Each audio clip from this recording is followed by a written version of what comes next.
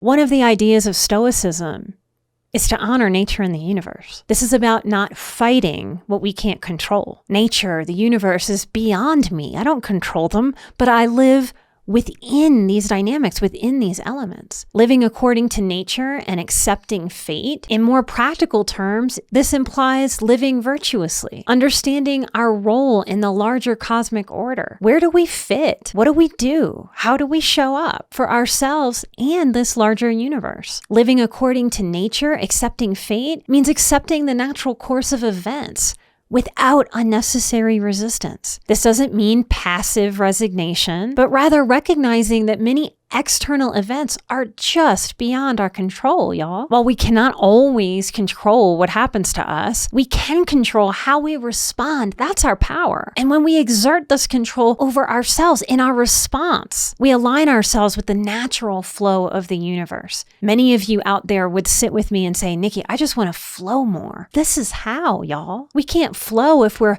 fighting what we can't control. Another concept of Stoicism that I just adore is the interconnectedness of all things. Stoics hold that everything in the universe is interconnected and interdependent. This web of connections implies a sense of unity, a sense of oneness. Recognizing this interconnectedness can lead to feelings of kinship, connection with all of humanity and even with nature itself. This is a very important concept to me in working with highly sensitive people and survivors, because we are living through what I'm calling the great loneliness. We are more disconnected, despite the advances in technology over the last 20 years, than ever before in human history. Loneliness is pushing depression and suicidal ideation and suicidal act. We are deeply, deeply lonely. Giving energy to this idea from Stoicism, this belief system, helps me feel connected in my dark moments. It helps me feel a part of, an important part of.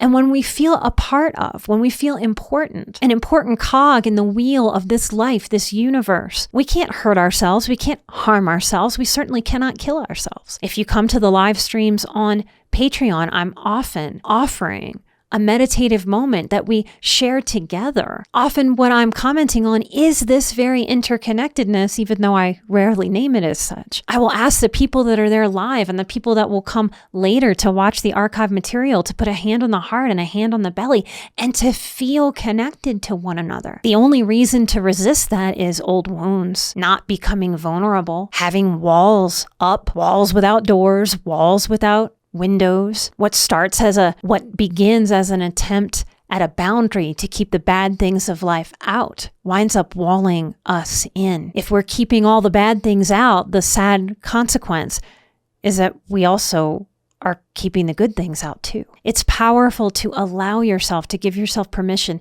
to feel connected, to trust that you are a part of, and to allow yourself, because it is an allowing, to feel a part of in some of our loneliest moments on this human plane. Here are some Stoic practices and exercises for you to live this philosophy. I don't expect you in this episode or any episode to just believe what I'm saying. What's available to you is to experiment, to practice, and to see what these concepts in this episode and everything that I offer and anything anybody offers you. What do these things do for your life? Do they help you feel lighter or heavier, more effective or more overwhelmed? Does it help you make sense or bring confusion? So here are Stoic practices and exercises to play with. Morning reflection. A Stoic will start each day with a moment of contemplation and setting intentions for the day. To the thousands of you out there who have downloaded our morning routine, you're probably having an connection of what I offer you there. It's most certainly from Stoicism. Part of our morning routine is that we set an intention for the day, that we sit with ourselves for a moment upon waking instead of going immediately to scrolling on our phones or checking our emails or hitting the ground running to take care of ourselves and our families. Journaling. At the end of the day, you can reflect on your actions, your thoughts, and feelings.